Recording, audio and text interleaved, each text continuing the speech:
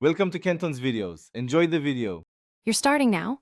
Press and hold the Xbox button on the console for 10 seconds until it fully powers down. This forces a soft reboot and clears temporary software hangs.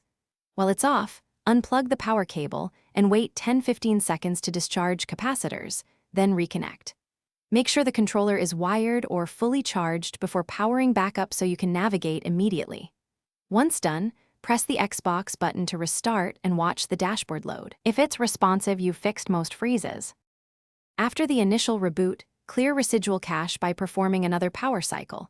Hold the console power button 10 seconds, unplug power for 15 seconds, then plug in and restart. This removes corrupted cache files. Next, check for pending updates because interrupted installs can freeze the home screen. Navigate to Settings, System, Updates, and complete or cancel any stalled downloads. Finally, run a network test to ensure online services aren't hanging the UI. If your connection is unstable, switch to wired or reboot the router to stabilize downloads and menus.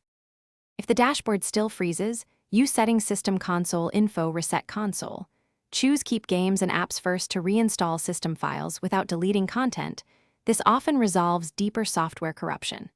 If freezing continues, perform a full reset and remove everything, but backup saves to the cloud or external storage beforehand because this erases local data. One key troubleshooting tip: if the console fails resets or shows hardware errors, stop and contact Xbox support.